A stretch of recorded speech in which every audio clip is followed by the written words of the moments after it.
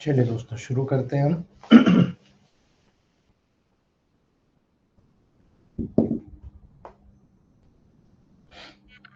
चलिए आज हम लोग बात कर रहे हैं दोस्तों नेजल पॉलिप की।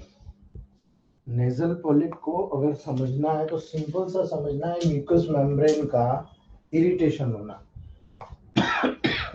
यदि नेजल पॉलिप को समझ गए तो एक soft, painless, non cancerous growth होती है नेजल पैसेज के लेवल पर, जो म्यूकस मेम्ब्रेन के इरिटेशन के कारण डेवलप होती है और पर्टिकुलरली आपके नोज में वहां पर स्ट्रेंगुलेटेड करते हुए नजर आती है दोस्तों। यानी नेजल पैसेज या साइनस की लाइनिंग पे डेवलप होती है। ये नोज का अंदर का जो नेजल पैसेज होता है उसकी जो लाइनिंग होती है वहां पर आपको नजर आती है।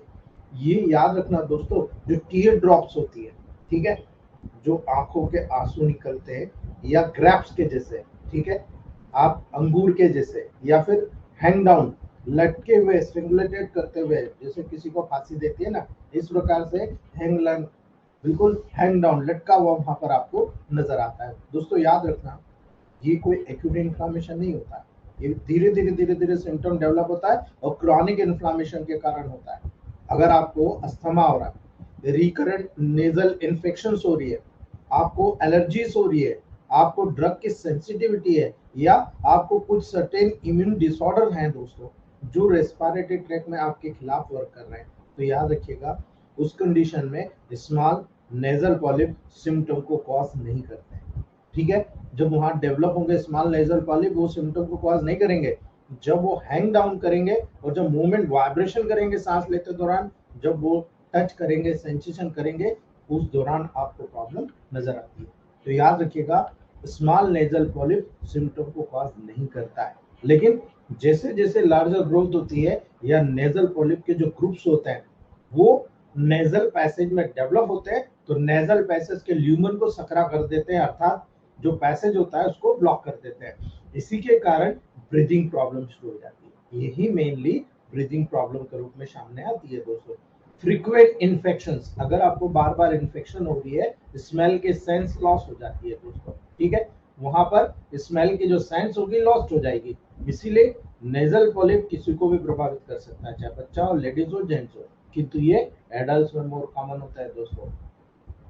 मेडिकेशन के कारण जब बहुत उल्टी सीधी रेस्पिरेटरी एंटीबायोटिक्स दी जाती है दोस्तों, प्राय नेजल पॉलिप श्रिंक हो जाता है या कई बार एलिमिनेट हो जाता है, किंतु कभी कभी सर्जरी की भी आवश्यकता होती है दोस्तों। लेकिन इलेक्ट्रोहोम्योपैथ में सर्जरी की आवश्यकता ही नहीं। मैंने जितने पेशेंट अपने लेवल पर देखे, सारे के सारे क्यूर हुए। इसलिए आप भी कॉन्फिडेंटली वहां पर जाना, ताकि आप उसको किसी भी लेवल पर क्यूर कर सको दोस्तों। सक्सेसफुल ट्रीटमेंट के बाद नेजल पॉलिप प्राय रिटर्न भी आ जाता है दोस्तों। याद रखना, मॉडर्न साइंस अगर उसकी सर्जरी करता है या वो कहता है कि हाँ मैंने इसको सर्जिकली रिमूव कर दिया, रिटर्न आ जाता है, जिससे पाइल्स आता है। हम लोगों के ट्रीटमेंट के बाद रिटर्न आते हुए 99/1, यानी 100 में से एक केस में देखा जाता है, 99 केसेस में नेजल पॉलिप नहीं आता है। ठीक है, जब आप नेजल पॉलिप के कॉज को देखते हैं दोस्तों, तो नेजल म्यूकोजा के इन्फ्लाम टिश्यू जो वहां पर ग्रो करते हैं उसके कारण देखने को मिलता है। यानी म्यूकोजा एक बहुत ही वेट लेयर होती है, बहुत ही चिपचिपी नमी वाली लेयर होती है, जो कि हमारी नोज के इनसाइड में वहां पर प्रोटेक्शन करने में मदद करती है, प्रोटेक्ट करने में मदद करती है। याद रखना, साइनस जो हम ब्रीथ करते हैं, एयर को लेते हैं दोस्तों, उसे ह्यूमिडिफाई करने का काम करता है, उसमें नमी प्रदान करने का काम करता है। और एक इन्फेक्शन के दौरान क्या होगा, जो एलर्जी इंड्यूस इरिटेशन हो रहा है, जो बार बार वहां किसी चीज से इरिटेशन हो रहा है दोस्तों, नेजल म्यूकस मेम्ब्रेन सोलोड हो जाएगी, खुल जाएगी, सूजन आ जाएगी, रेड हो जाएगी, और इसमें फ्लूइड प्रोड्यूस होता है दोस्तों। याद रखना, जब ये कंडीशन के साथ आपको वहां पर नजर आती है दोस्तों, तो जो ड्रिप आउट होता है वो फ्लूइड कैसा होता है, नोज के माध्यम से, पोस्टीरियर नेजल के माध्यम से बहुत इजीली नाक से बाहर टपकता रहता है। प्रोलॉन्ग इरिटेशन के साथ, लंबे समय तक इरिटेशन के साथ म्यूकोजा जो होते हैं एक पॉलिप को फॉर्म करती है। ठीक है, वो म्यूकोजा एक पॉलिप को फॉर्म करती है दोस्तों, और इसीलिए याद रखना, जब इस प्रकार की कंडीशन डेवलप होगी, एक पॉलिप राउंड ग्रोथ होता है। ठीक है, वहां पर चारों तरफ उसको ल्यूमन को राउंड ग्रोथ के रूप में डेवलप करता है, अर्थात सीधा कह सकते हैं कि स्मॉल सिस्ट के जैसे वहां पर डेवलप होता है, जो नेजल पैसेज को ब्लॉक कर देता है। याद रखना, कुछ लोगों में पॉलिप्स डेवलप होता है जिसके साथ में कई प्रीवियस नेजल प्रॉब्लम होती है। उन लोगों को जिनको बार बार छींकें आती है, जिन लोगों को कंजेशन होता है, पोस्टीरियर नेजल ड्रिप होती है, कई लोगों को साइनोसाइटिस होता है, कई लोगों को राइनाइटिस होता है। इसलिए याद रखना दोस्तों, पूर्व में हुई उसको जितने भी प्रॉब्लम्स होती है, वो यहाँ पर पॉलिप्स का डेवलपमेंट लेवल को ट्रिगर करती है। इसीलिए बहुत सारी कंडीशन है, जैसे क्रॉनिक या रिकरेंट साइनस इन्फेक्शन हो गया, अस्थमा हो गया, एलर्जिक राइनाइटिस हो गया, है फीवर हो गया, सिस्टिक फाइब्रोसिस हो गया, चर्ग स्ट्रोस सिंड्रोम हो गया, sensitivity to non steroidal anti inflammatory drug, antacid का ज्यादा सेवन करने से दोस्तों एक एलर्जी जैसे रिस्पांस को, एंटी इंफ्लेमेटरी रिस्पांस को डेवलप करता है, जैसे कि आइबुप्रोफेन या एस्प्रिन, इनको लिया कि वहां पर प्रॉब्लम शुरू हो जाती है। और इसीलिए कई बार इनमें हेरिडिटरी टेंडेंसी भी आपको नजर आती है दोस्तों, जिसमें किसी भी व्यक्ति को नेजल पॉलिप डेवलप होते हुए नजर आते हैं। कुछ लोगों में बहुत कॉमन है दोस्तों। इसलिए इसके कारण, इसकी जीन्स के कारण, इसकी म्यूकोसा से रिएक्ट होकर वहां पर इंफ्लामेटरी प्रोसेस डेवलप होती है और उस इंफ्लामेटरी प्रोसेस के लेवल पर, नोज के लेवल पर नेजल सेप्टम निकल कर आता है। लेकिन सबसे ज्यादा देखा गया है एलर्जीज के कारण। इरिटेशन होना म्यूकस मेम्ब्रेन का सबसे पहला कारण होता है नेजल पॉलिप को डेवलप करना। जब आप सिम्टोमेटिकली देखते हैं दोस्तों, तो बहुत ही स्ट्रॉन्ग नेचर में आपको देखने को मिलता है। आप सब जानते हैं नेजल पॉलिप क्या होता है। Nasal polyp soft painless growth होती है दोस्तों, जो नेजल पैसेज के अंदर के साइड आपको नजर आती है और ऐसे एरिया में उत्पन्न होती है जहां पर अपर साइनस ड्रेन करता है। ऊपर का जो साइनस होता है वो ह्यूमिडिटी प्रोवाइड करने के लिए नेजल म्यूकस मेम्ब्रेन में ओपन करता है। यानी हमारे नोज में जहां पर आइस, नोज और चीक बोन तीनों आपस में मिलती है, वो पॉइंट सबसे ज्यादा सफर करता है। आइस, नोज और चीक बोन, ये जो दिख रहा है ना आपका, है ना, आइस यानी आप सीधे कहते हो पोस्टीरियर नेरिस का वो पॉइंट, जहां पर आइस, नोज और चीक बोन तीनों आपस में मिलती है, वहां पर यानी पेशेंट को प्राय पता ही नहीं चलेगा कि उसके नेजल पॉलिप है। क्यों? क्योंकि उसमें नर्व सेंसेशन लैक हो जाता है। यहाँ जो नर्व का सेंसेशन होता है बहुत कम हो जाता है, इसलिए उसे पता ही नहीं चलता है कि नेजल पॉलिप है। लेकिन पॉलिप जितना ज्यादा बड़ा हो जाता है ताकि जो नेजल पैसेज को ब्लॉक कर सके, और जब वाइब्रेशन करता है तो उस वाइब्रेशन से जो सेंसेशन जनरेट होता है आगे की नर्व में, वो बहुत डेंजरस होता है। उसी के कारण उसको नेजल पॉलिप महसूस होता है। लगातार नेजल ड्रिप वहां पर बना हुआ रहता है दोस्तों। जब इसके परिणाम स्वरूप आप देखते हो कि क्रॉनिक कंजेशन हो रहा है, तो आपको याद रखना है दोस्तों, जब भी कंजेशन हुआ देयर में भी इन्फ्लामेशन।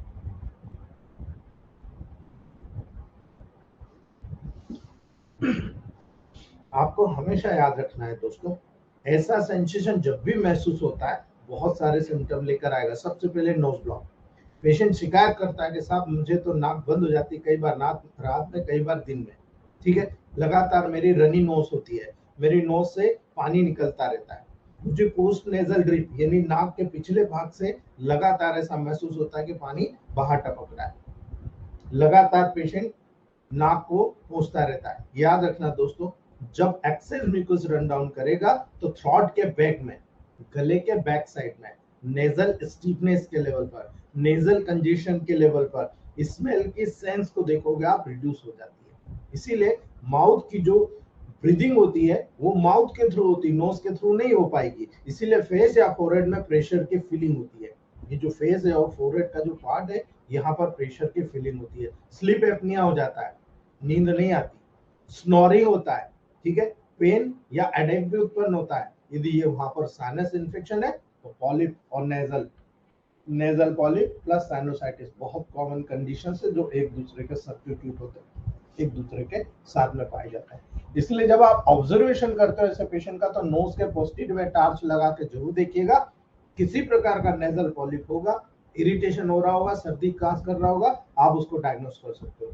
इसीलिए नेजल पैसेज में देखने पर दोस्तों नेजल पॉलिप का डायग्नोसिस बहुत इजी हो जाता है।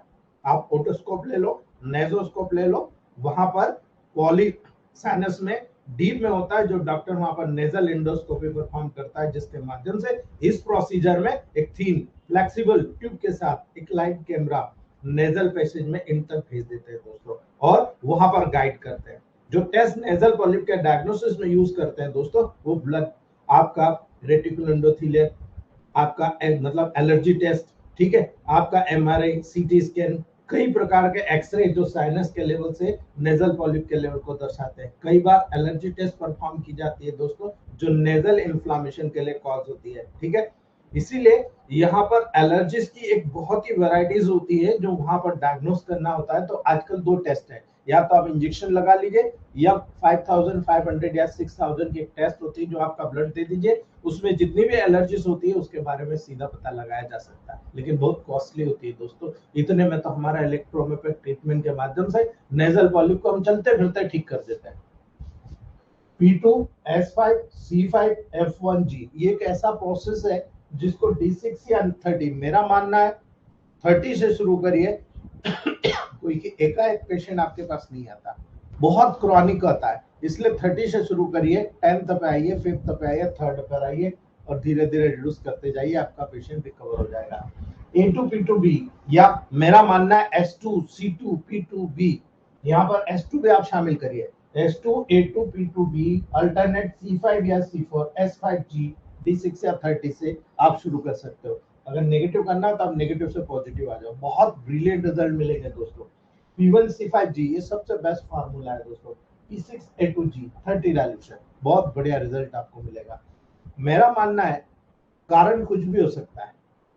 मेरा एक दोस्त है, वो उल्टा सीधा काम करता है, मैं यहाँ पर हमेशा C5F1G को स्मेल में देता हूँ, ठीक है, लेकिन उसका कहना है C1 C2 C3 C4 C5, क्योंकि उस एरिया में ह्यूमिडिटी वाले केसेस ज्यादा आते हैं, तो वहां पर नेजल पॉलिप का रिकॉर्ड है उसके पास, मल्टीपल पेशेंट्स है दोस्तों, सारे के सारे क्योर हो गए, ठीक है, और दोबारा रिटर्न भी नहीं हुआ, अभी भी ह्यूमिडिटी में रहता है लेकिन रिटर्न नहीं हुआ।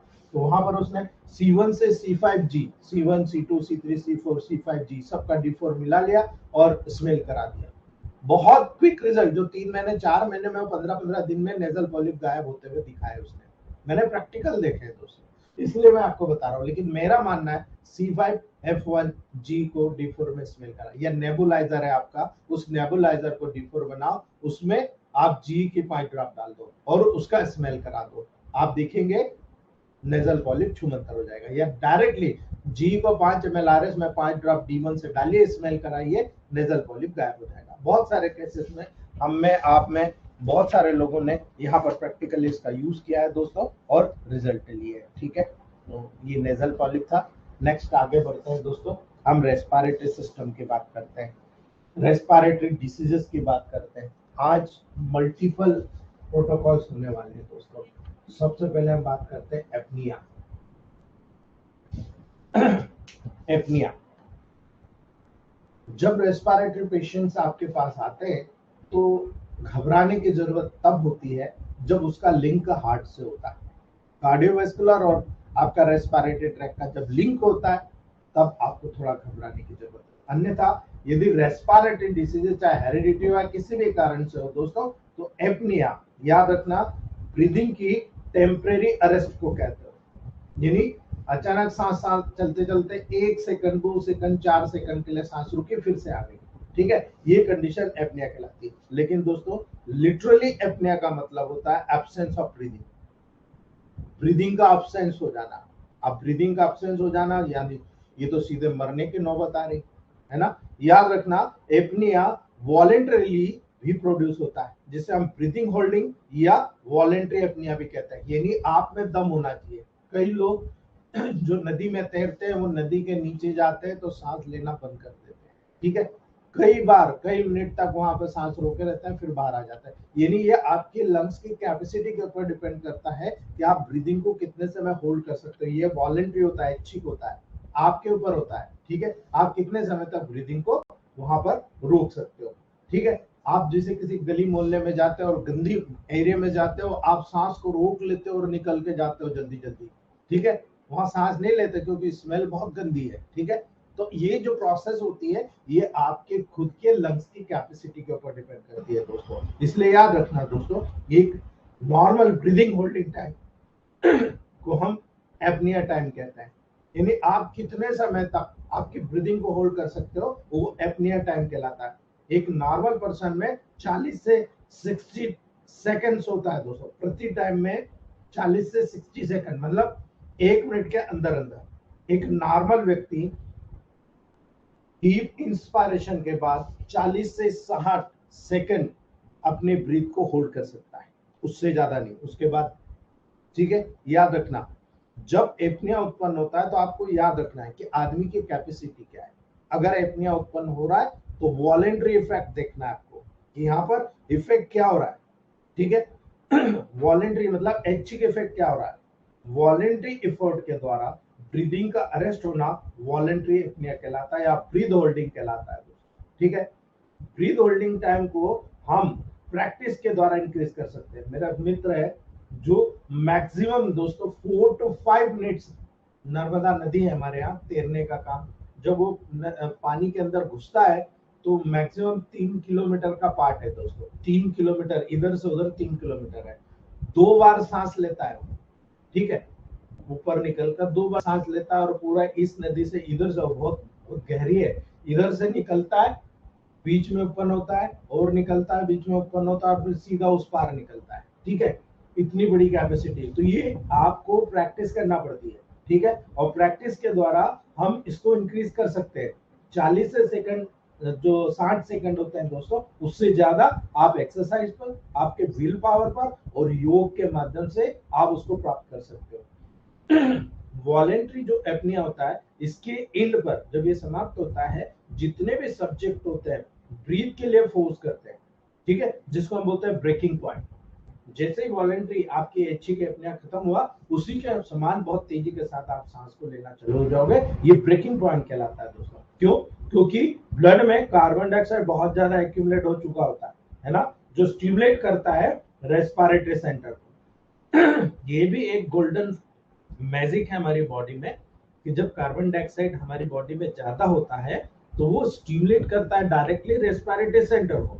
रेस्पिरेटरी सेंटर जिसके कारण ब्लड में कार्बन डाइऑक्साइड जो कंटेंट इंक्रीज हो जाता है, वहां पर उसके अलावा हाइपोक्सिया और इंक्रीज हाइड्रोजन आयन कंसंट्रेशन भी रेस्पिरेटरी सेंटर को स्टिमुलेट करने के लिए यहाँ पर रिस्पॉन्सिबल हो जाता है।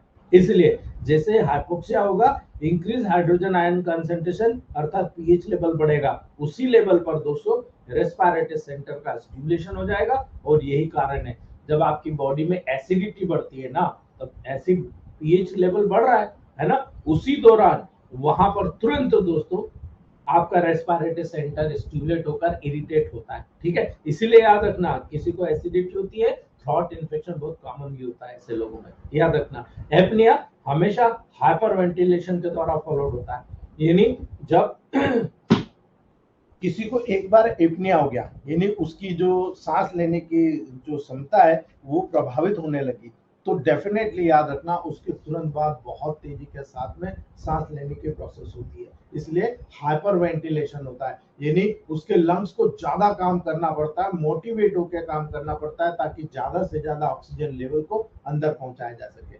हमको ही सफोकेशन होता है तो हम बोलते हैं खिड़की दरवाजा खोल दे भाई, ज्यादा ऑक्सीजन की हमको जरूरत है, ये वो प्रोसेस होती है जिसके द्वारा आप रेस्पिरेटरी मैकेनिज्म को सपोर्ट करते हो, ठीक है, वो यही एपनिया के लेवल पर होती है, ठीक है। अगर एपनिया आफ्टर हाइपर वेंटिलेशन हो जाए तो, यानी आपको बहुत सारी ऑक्सीजन लेवल मिल रही, बहुत सारी सांस मिल रही, कोई दिक्कत नहीं, उसके बाद एपनिया हो जाए तो ये तो थोड़ा सोचने वाली बात है ना, कि भाई जब आपको ऑक्सीजन लेवल पर्याप्त मात्रा में मिल रहा है, आप रेस्पिरेशन पर्याप्त मात्रा में कर रहे हो, लेकिन उसके बाद अगर एपनिया हो रहा है तो हाइपर वेंटिलेशन के बाद भी एपनिया उत्पन्न होता है दोस्तों, और ये कार्बन डाइऑक्साइड की कमी के कारण होता है। माइंड कीजिएगा इस बात को, आपकी बॉडी में कार्बन डाइऑक्साइड की एफिनिटी ब्लड में ज्यादा है, ऑक्सीजन की कम है, इसलिए यदि कार्बन डाइऑक्साइड ज्यादा होता है तो भी, अगर कम होता है तो भी प्रॉब्लम क्रिएट होता है। कार्बन डाइऑक्साइड की कमी के कारण ऐसा होता है, और हाइपर वेंटिलेशन के दौरान ज्यादा मात्रा में कार्बन डाइऑक्साइड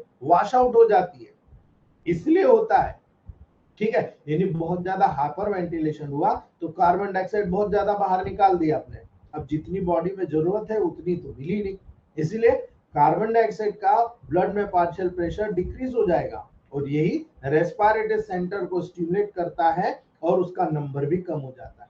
याद रखना दोस्तों, यही कारण है जो रेस्पिरेटरी सेंटर को जो स्टिमुलेट करता है, अभी हमने देखा था कि हाइपोक्सिया में रेस्पिरेटरी सेंटर को स्टिमुलेट करता है, लेकिन यहाँ पर जब कार्बन डाइऑक्साइड कम मात्रा में हो जाएगी, रेस्पिरेटरी सेंटर को स्टिमुलेशन करने का नंबर भी कम हो जाएगा, और ये कारण है कई डिसीजेस में ऐसी कंडीशन आपको देखने को मिलती है जिसका डायग्नोसिस आपको करना पड़ेगा, इसीलिए एपनिया हो जाता है दोस्तों।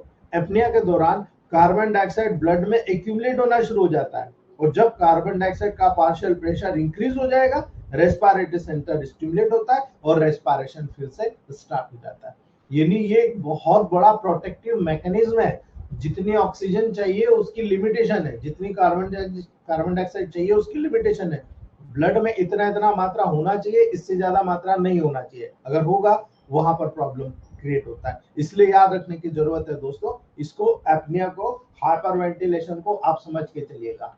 है ना। जब ऑक्सीजन की कमी होती है, एपनिया होता है, तब वहां पर हाइपोक्सिया के लेवल पर ये कंडीशन डेवलप होती है। इसके विपरीत अगर हाइपर वेंटिलेशन होता है, उसके कारण भी एपनिया होता है, कार्बन डाइऑक्साइड की कमी के कारण। याद रख लेना इस बात को। यही एक अच्छे इलेक्ट्रोहोम्योपैथिक फिजिशियन की पहचान होती है कि वो कैसे पहचाने कि यहाँ पर ऑक्सीजन लेवल ज्यादा है या कार्बन डाइऑक्साइड लेवल कम है, कार्बन डाइऑक्साइड लेवल ज्यादा है या कम है। ये दोनों चीजें यहाँ पर उसको ऑब्जर्व करना पड़ेगी। और जब वो ऑब्जर्व करना सीख जाएगा, वहीं पर सारे प्रोटोकॉल उसके ऑटोमेटिकली रिजनरेट कर जाएंगे दोस्तों, ठीक है।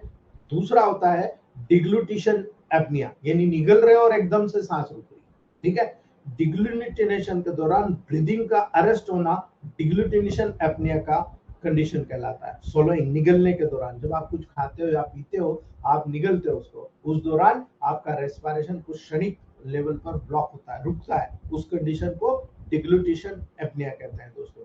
इसको भी समझते चलो, कई पेशेंट इसको नहीं समझते, इसी को बीमारी समझकर आ जाते हैं आपके पास, ठीक है। क्योंकि कुछ लोगों में ये छोटा होता है, कुछ लोगों में प्रोलॉन्ग होता है, लंबा होता है। तो ये डिग्लूटिनेशन की जो फेरेंजियल स्टेट होता है, यानी फेरिंक्स के लेवल से जब आता है, उस स्टेट के दौरान रिफ्लेक्सेस उत्पन्न होते हैं दोस्तों। जब बुलस को फेरिंग्स से इसोफेगस में पुश किया जाता है, डिग्लूटेशन की जो फेरेंजियल स्टेज होती है, इसी दौरान यहाँ पर पॉसिबिलिटी होती है दोस्तों कि बोलस लैरिंग्स के माध्यम से रेस्पिरेशन पैसेज में ना एंटर कर जाए, इसीलिए सीरियस कंडीशन हो जाती है जिसको आप बोलते हैं चोकिंग, ठीक है। अगर किसी कारणवश अगर बोलस बहुत सॉफ्ट होता है, लैरिंग्स में चला गया, आप देखते हो ना एकदम ठसका लगता है आपको, ठीक है, ये बहुत सीरियस कंडीशन होती है दोस्तों। कई बार लैरिंग्स में चला गया, चोकिंग हो जाएगी, ब्लॉकिंग हो जाएगी, ठीक है। ये डिग्लूटिनेशन एपनिया के द्वारा प्रिवेंट होता है। यही डिग्लूटिनेशन एपनिया जो होता है, वो इसको प्रिवेंट करने का काम करता है। होता क्या है, जो एपिग्लॉटिस होता है, जो वोकल कार्ड वगैरह जो आपकी पूरा है, एपिग्लॉटिस का लेवल, एपिग्लॉटिस जब आप कुछ निगलते हो, एपिग्लॉटिस रेस्पिरेटरी ट्रैक्ट को ब्लॉक कर देता है। आपका जो डाइजेस्टिव ट्रैक्ट है ओपन हो जाता है, बहुत आसानी से फूड कंटेंट डाइजेस्टिव ट्रैक्ट में, इसोफेगस में आ जाता है। लेकिन कई बार वहां पर थोड़ा बहुत खुला रह जाता है, तो जो फूड कंटेंट है वो लीकेज करके रेस्पिरेटरी ट्रैक्ट में चला जाता है और आपको ठसका लगता है, रिफ्लेक्स जनरेट होता है, ठीक है, आपका खाना वापस बाहर निकलता है। याद रखना, ये डिग्लूटिनेशन एपनिया के द्वारा वहां पर प्रिवेंटेड होता है। इसके दौरान लैरिंग्स का जो एपिग्लॉटिस है, वो बैकवर्ड मूवमेंट के द्वारा वहां पर इस रेस्पिरेटरी ट्रैक्ट को क्लोज करने का काम करता है। यदि ये क्लोजिंग का कोई प्रॉब्लम हो जाए, आप मान के चलिएगा डिग्लूटिनेशन एपनिया आपको डेवलप हो जाता है। ये बहुत कॉमन कंडीशन है इंडिया में। जो लोग जल्दी खाने का काम करते हैं, जल्दी जल्दी पीने का काम करते हैं, हापसी जैसे बहुत खाते हैं, उन लोगों में बहुत कॉमन आपको देखने को मिलेगा। और यही कारण है, ऐसे लोगों में बहुत सारे जो डेवलपमेंटल डिफेक्ट है वो आपको देखने को मिलता है। चौथा होता है वीगल एपनिया।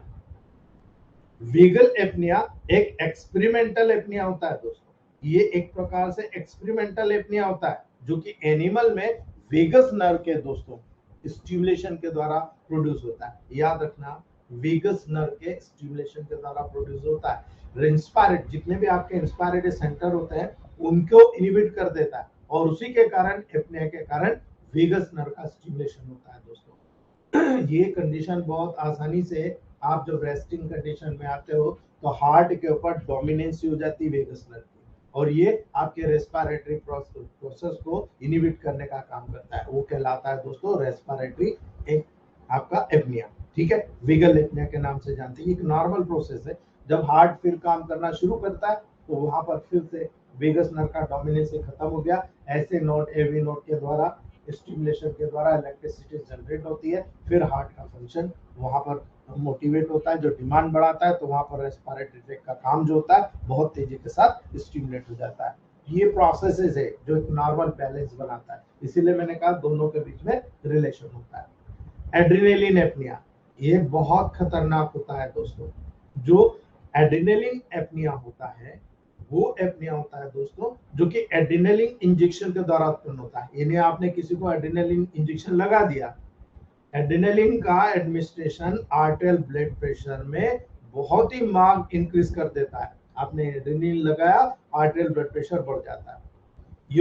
ये इसलिए होता है कि ये बैरो रिसेप्टर को स्टिमुलेट कर देता है, जो एओर्टा के पास लेवल पर पाया जाता है, और जब ऐसा होगा ये वैसोमोटर सेंटर को जो रिफ्लेक्स होता है उसको इनिबिट कर देता है। अब जब वैसोमोटर सेंटर का जो रिफ्लेक्सेस होते हैं वो इनिबिट हो जाएंगे तो रेस्पिरेटरी सेंटर को भी इनिबिट कर देगा। इसी के कारण ब्लड प्रेशर फॉल होता है और एपनिया हो जाता है। ठीक है, इसी मैकेनिज्म को हथियार बनाकर मॉडर्न साइंस लो बीपी को कम करता रहता है। लेकिन दोस्तों ये डेंजरस होता है। यदि रिकरेंटली लो बीपी किसी को होता है तो बार बार एपनिया डेवलप होगा, एक बार परमानेंट एपनिया हो जाएगा। ठीक है, याद रखना, अगर उस पेशेंट में न्यूट्रिशनल डेफिशिएंसी हुई, वीकनेस हुई, आगे जाकर उसको परमानेंट होगा और कई बार डेथ भी हो जाती है। ठीक है, इसीलिए जब आप टेबल प्रैक्टिस की बात करते हो तो ये एक फिजियोलॉजिकल प्रोसेस के आधार पर था। लेकिन जब आप क्लिनिकली देखते हो कि हाँ भाई क्लिनिकल हम टेबल प्रैक्टिस में देख रहे हैं यार, हमको तो अलग अलग नजर आ रहा है, तो जब आप एपनिया को क्लासिफाई करते हो तो सर्जरी के हिसाब से, पर्टिकुलर प्रैक्टिस ऑफ मेडिसिन के हिसाब से जब आप डिवाइड करते हो तो क्लिनिकल एपनिया को 3 स्टेजेस में, 3 टाइप में क्लासिफाई करते हो। एक होता है ऑब्स्ट्रक्टिव एपनिया जो किसी ऑब्स्ट्रक्शन के कारण हो रहा है, दूसरा होता है सेंट्रल एपनिया और तीसरा हो रहा है मिक्स्ड एपनिया। ठीक है, तीनों के कैरेक्टर अलग अलग और तीनों के कैरेक्टर को डायग्नोस करके आप बहुत ही परफेक्टली डायग्नोस कर लेते हो कि यार ये नहीं इसके कारण ही, ये इसके कारण कनेक्ट है। आप तुरंत वहां पर उसका प्रोटोकॉल जनरेट करते हो दोस्तों।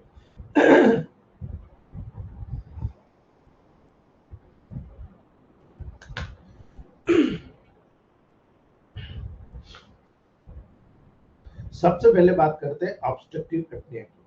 जो ऑब्स्ट्रक्टिव एपनिया होता है, रेस्पिरेटरी ट्रैक्ट में अगर किसी प्रकार से ऑब्स्ट्रक्शन होता है उसके कारण डेवलप होता है। अब रेस्पिरेटरी ट्रैक्ट में ऑब्स्ट्रक्शन मेनली किसके कारण होता है? यदि कोई एक्सेसिव टिश्यू ग्रोथ हो जाए। ठीक है, मेनली जब एक्सेसिव टिश्यू ग्रोथ होती है, जैसे कि टॉन्सिल हो गए, जैसे कि एडिनॉइड्स हो गए, ठीक है, ये कॉमन ऑब्स्ट्रक्टिव एपनिया होता है, वो होता है स्लीप एपनिया। ठीक है, याद रखना, अभी हमने देखा था नेजल पॉलिप में। ठीक है, अगर आपको यहाँ पर टॉन्सिल्स डेवलप हो रहे हैं, एडिनॉइड्स डेवलप हो रहे हैं, नेजल पॉलिप डेवलप हो रहे हैं और कॉमन ऑब्स्ट्रक्टिव एपनिया होता है, वो सबसे कॉमन होता है स्लीप एपनिया, यानी सोते सोते एपनिया हो गया। कई बार ये स्लीप एपनिया हार्ट अटैक का कारण बनता है। ठीक है, हार्ट में कोई प्रॉब्लम नहीं है, लेकिन हार्ट को अगर ब्लड सर्कुलेशन नहीं मिलेगा, ऑक्सीजन लेवल नहीं मिलेगा, रेस्पिरेशन प्रोसेस का कनेक्शन नहीं मिलेगा, तुरंत वहां पर स्लीप एपनिया होता है और बहुत डेंजरस हो जाता है। याद रखना दोस्तों, स्लीप एपनिया में ब्रीदिंग का टेम्परेरी स्टॉपेज होता है। ठीक है, जो कि तेजी से स्लीप के दौरान उत्पन्न होता है और ये स्लीप डिसऑर्डर ब्रीदिंग एसडीबीपी कहलाता है। ये उन लोगों को सबसे कॉमन नजर आएगा दोस्तों जो ओवरवेट होता है, यानी आपको पता है 1 फीट पे 12 किलो वजन होना चाहिए, लेकिन जिन लोगों को 1 फीट पे 12 किलो वजन से ज्यादा होता है उनको सबसे ज्यादा अफेक्ट करता है। ठीक है, ठिंगने हैं, हाइट कम है लेकिन वेट ज्यादा है। ठीक है, अपर रेस्पिरेटरी ट्रैक्ट के ऑब्स्ट्रक्शन के कारण मेजर काज होता है दोस्तों। ठीक है, तो जो अपर रेस्पिरेटरी ट्रैक्ट के ऑब्स्ट्रक्शन हो रहे हैं उसके कारण मेजर कॉज के रूप में सामने आता है, इसे हम स्लीप एपनिया भी कहते हैं। ठीक है, जिस कंडीशन में एयरवे में एक्सेस टिश्यू ग्रोथ होती है। ठीक है, एयरवे में एक्सेस टिश्यू ग्रोथ होती है, जैसे कि इनलार्ज टॉन्सिल्स हो गया, लार्ज टंग, किसी किसी की बड़ी टंग होती है। स्लीप एपनिया का कैरेक्टरिस्टिक फीचर होता है लाउड स्नोरिंग। आप जब सोते हो, कोई व्यक्ति बहुत ज्यादा स्नोरिंग करता है, नाक से बहुत आवाज आती है, आप समझ जाइए कि इसको स्लीप एपनिया है, कभी भी हार्ट अटैक आ सकता है। ठीक है, स्नोरिंग यदि बिना स्लीप एपनिया की होती है दोस्तों, याद रखना, स्नोरिंग यदि बिना स्लीप एपनिया की होती है तो उसे स्लीप सिंपल या प्राइमरी स्नोरिंग के नाम से जानते हैं। सिंपल या प्राइमरी स्नोरिंग है, जो आपका यूला है वो पर्टिकुलर वाइब्रेट कर रहा है, इसके कारण स्नोरिंग आपको सुनाई देगी। किंतु स्लीप एपनिया के साथ अगर स्नोरिंग होती है दोस्तों, बहुत ही सीरियस कंडीशन है, सावधान होने की जरूरत है, ये लाइफ थ्रेटनिंग होती है। यदि ये अनकंट्रोल होती है, अननोटिस होती है दोस्तों, तो इसके कारण हाइपरटेंशन कभी भी नाइट में डेवलप हो जाएगा जबकि आप रिलैक्स स्टेट में होते हो। हाइपरटेंशन डेवलप होगा और हार्ट फेलियर या ब्रेन स्ट्रोक हो जाएगा। ठीक है, याद रखना, हार्ट फेलियर या ब्रेन स्ट्रोक होने में तुरंत उसको देर ही नहीं लगी। हार्ट फेलियर और स्ट्रोक का मेजर कारण आज की वर्तमान परिस्थिति में यही स्लीप एपनिया देखा जा रहा है। ठीक है, ये बेस्ट अप्रोच होती है जो आपको मुझे समझना है। ठीक है, तो पेशेंट जब भी स्नोरिंग का आता है आप उसको पूछिए कि आपको नाइट में ऐसा लगता है स्लीप एपनिया जैसे, ये कैरेक्टर पूछिए, अगर है तो आप ईसीजी तुरंत कराइए। हार्ट फेलियर या स्ट्रोक का कारण तो नहीं हो रहा है, याद रखना मेरी बात को, ठीक है। सेंट्रल एपनिया बहुत कॉमन होता है दोस्तों। सेंट्रल एपनिया ब्रेन डिसऑर्डर के कारण होता है, माइंड इट। जितने भी सेंट्रल एपनिया होते हैं ब्रेन के सेंट्रल पोर्शन से डेवलप होता है। इसमें जब आपका रेस्पिरेटरी सेंटर अफेक्टेड होता है ना, वो रेस्पिरेटरी सेंटर यहाँ पर इससे लिंक करता है। ये स्पेशल याद रखना, प्रीमेच्योर बेबीज में कॉमन रूप से दिखता है। जितने भी प्रीमेच्योर बेबीज होते हैं उनमें बहुत कॉमन रूप से ये देखने को मिलता है। इसीलिए याद रखना, जब भी कभी आपको प्रीमेच्योर बेबी का कोई केस हैंडल होता है तो उसमें सेंट्रल एपनिया का टिपिकल फीचर होता है ब्रीदिंग के बीच में शॉर्ट पुश होना, ठीक है। यानी आप ब्रीदिंग ले रहे हो एकदम रुक रहा है, फिर ब्रीदिंग ले रहे हो फिर रुक रहा है। ये शॉर्ट फीचर ब्रीदिंग का आपको शॉर्ट पुश के रूप में वहां पर देखने को मिलेगा। ये सीधा कहलाएगा सेंट्रल एपनिया, ठीक है। और ये उन बच्चों में होता है जो वहां पर प्री टर्म बेबीज होते हैं, इसलिए आपको ये बेसिक साइंस वहां पर देखना पड़ेगा, समझना पड़ेगा, ठीक है। तीसरा होता है mixed apnoea. Mix apnoea central और ऑब्स्ट्रक्टिव एपनिया दोनों का कॉम्बिनेशन एक साथ पाया जाता है। जितने भी प्रीमेच्योर बेबीज होते हैं उनमें यूजुअली पाया जाता है दोस्तों। फुल टर्म इन्फेंट्स में भी कभी कभी देखने को मिलता है। ये डेवलपमेंट उस प्रोसेस में वहां प्रॉपर डेवलपमेंट नहीं होता, इसलिए देखने को मिलता है।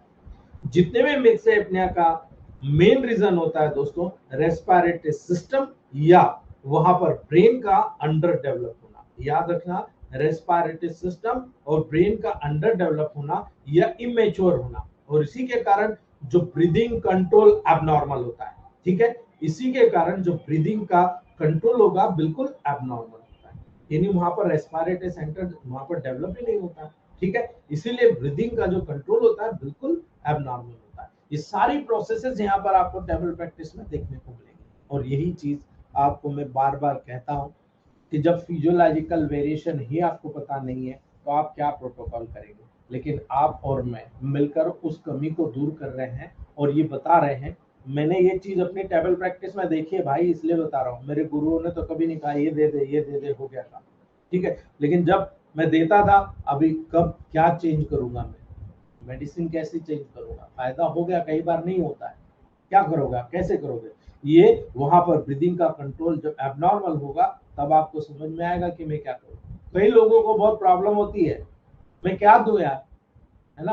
कई लोग केवल रिपोर्ट 8 साल पुरानी रिपोर्ट है वो डाल दी और ग्रुप पे पूछते हैं साहब प्रोटोकॉल बताओ। भाई मैं अंतरिया में थोड़ी 8 साल पहले क्या हुआ था उसको अभी क्या है, मैं डिफरेंस नहीं बता सकता तो मैं प्रोटोकॉल क्या बताऊंगा। अगर मैं बता भी देता हूँ तो मेरे जैसा बेवकूफ इंसान नहीं है, क्योंकि उसको रिजल्ट नहीं मिलेगा, उसका केस बिगड़ जाएगा, ठीक है। इसलिए अपना दिमाग लगाना, इन सारी चीजों को समझना और प्रैक्टिकल वहां पर यूज करना, मेरा मानना है आपसे बेटर रिजल्ट किसी को नहीं मिलेगा, ठीक है। चलिए ये समझ में आ गया। नेक्स्ट बात करते हैं जो सबसे ज्यादा आपकी टेबल प्रैक्टिस को अफेक्ट करता है। सर आप कहते हो हाइपर वेंटिलेशन, हाइपो वेंटिलेशन होता क्या है, ये क्लियर करो, ठीक है। मेरे को लास्ट टाइम भी मैंने इसको शॉर्ट में लिया था तो फिर मैंने इसको थोड़ा बड़ा बनाया, समझा और उसको आपको डिमॉन्स्ट्रेट किया। याद रखना, हाइपर वेंटिलेशन का मतलब होता है फोर्सफुल ब्रीदिंग के कारण पल्मोनरी वेंटिलेशन का इंक्रीज हो जाना, ठीक है।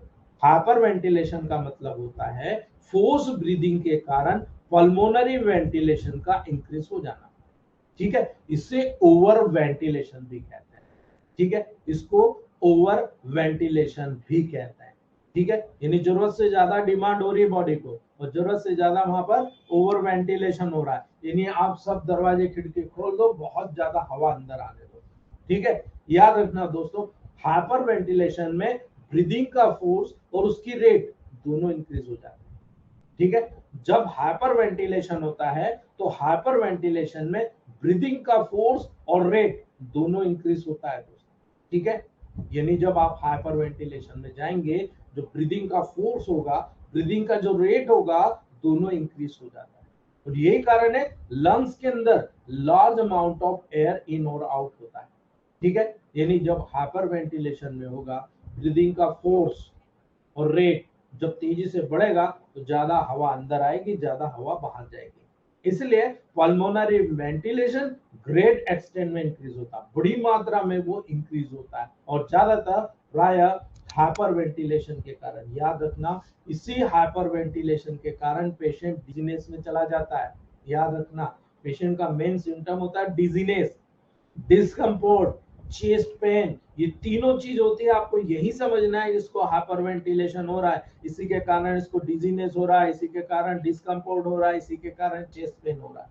ये डायग्नोस्टिक टूल है, और यही हाइपरवेंटिलेशन कई बार हम मिसलीड कर जाते हैं। मिसलीड करने के बाद हम वहां पर उसको क्यूर ही नहीं कर पाते। ठीक है, आपको याद रखना है कि हाइपरवेंटिलेशन जब हो रहा है, यहाँ पर ब्रीथिंग का फोर्स और रेट बहुत ज्यादा इंक्रीज है, आपको उसको रिड्यूस करना है। जैसे रिड्यूस होगा, dizziness cure, discomfort cure, chest pain cure. इसलिए कोई भी चेस्ट पेन का केस आता है, सबसे पहले देखो इसको हाइपरवेंटिलेशन तो नहीं होता, व्याकुलता, अनइजीनेस फीलिंग हो रहा, डिजीनेस हो रहा, आप देखो इसको क्या प्रॉब्लम होगी। अगर उस प्रॉब्लम को सॉल्व करना है, सबसे पहले हाइपरवेंटिलेशन को बैलेंस कीजिए। आपको ज्यादातर केवल इतना याद रखना है कि भाई हाइपर वेंटिलेशन में हो क्या है लंग्स में, है ना। हाइपर वेंटिलेशन ज्यादातर एक्सरसाइज जैसी कंडीशन में उत्पन्न होता है, जब कार्बन डाइऑक्साइड का पार्शियल प्रेशर इंक्रीज हो जाता है। ठीक है, एक्सेसिव कार्बन डाइऑक्साइड के कारण रेस्पिरेटरी सेंटर स्टिमुलेट हो रहा है। याद रख लेना इस बात को, एक्सेसिव कार्बन डाइऑक्साइड के कारण रेस्पिरेटरी सेंटर स्टिमुलेट हो रहा है, इसीलिए वॉलेंटरी भी हाइपर वेंटिलेशन प्रोड्यूस होता है। आप इच्छित तौर से भी हाइपरवेंटिलेशन प्रोड्यूस करते हो, इसे आप वॉलेंटरी हाइपर वेंटिलेशन के नाम से जानते हो। ठीक है, याद रखना, सबसे बड़ी चीज है कार्बन डाइऑक्साइड की मात्रा अगर आपकी बॉडी में ज्यादा हो गई, आपको हाइपरवेंटिलेशन हो जाएगा। माइंड करना इस बात को, कि हमेशा याद रखना, आपको क्या करना है, ऑक्सीजन लेवल बढ़ाना है बस।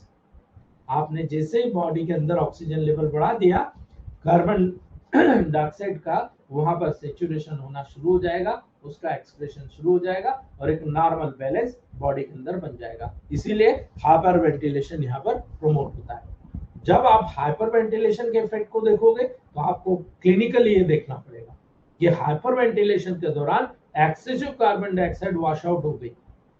ठीक है, याद रखना, कार्बन डाइऑक्साइड बहुत ज्यादा क्वांटिटी में वॉश आउट हो रही है, और ब्लड में कार्बन डाइऑक्साइड का जो पार्शियल प्रेशर रिड्यूस हो रहा है।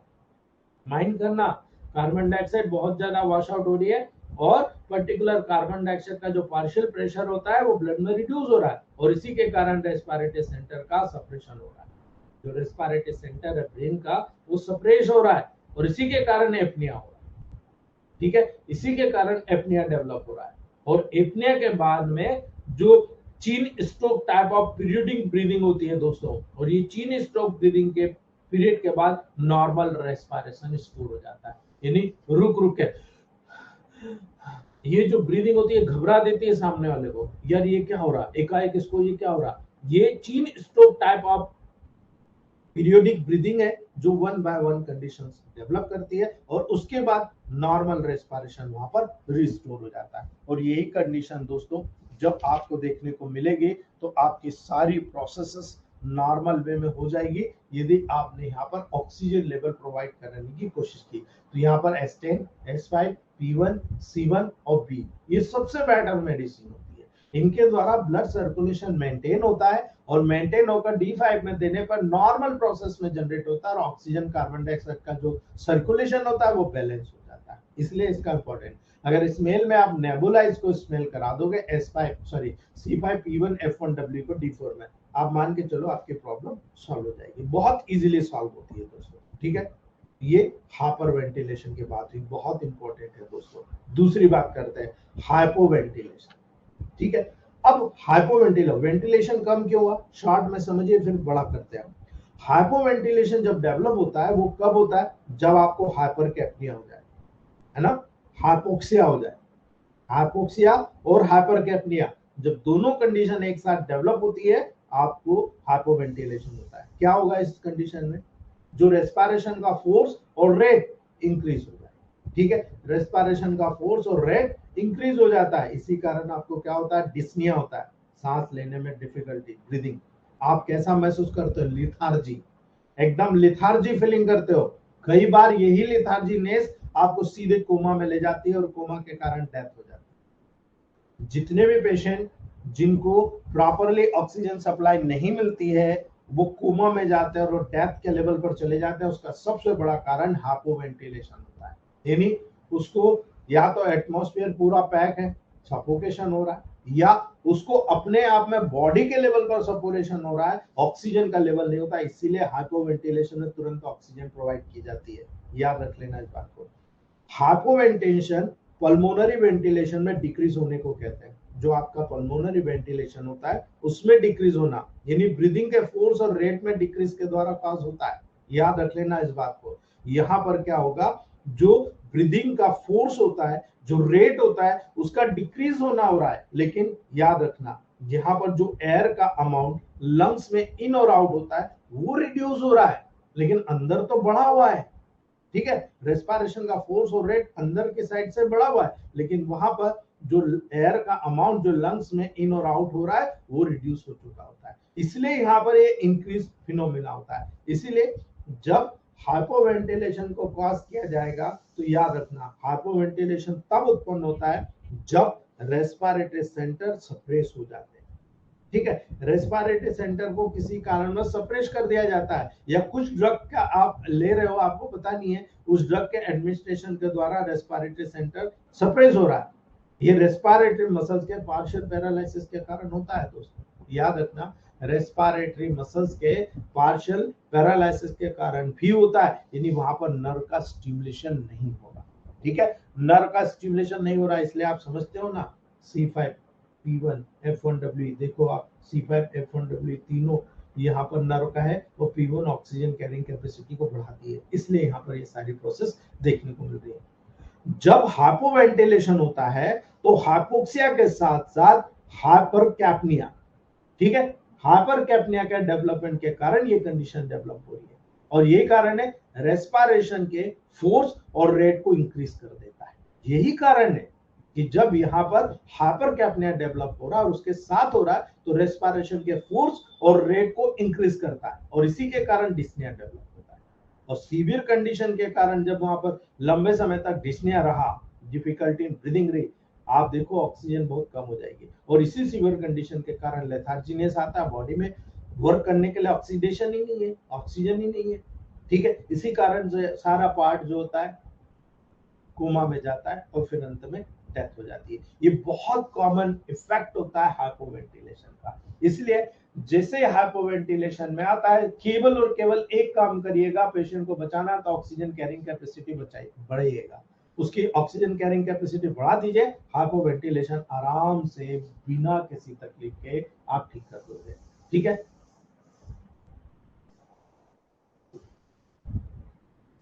कोरोना के लेवल पर आपने क्या करा था, कोरोना के लेवल पर आपने देखा था PCO2 लेवल बढ़ गया, PO2 लेवल घट गया, है ना, बहुत घट गया था, 40-40 45-45 लोग लेकर आ रहे थे, आपने फटाफट बढ़ा दिया, क्या करा आपने, हाइपोवेंटिलेशन को ठीक किया।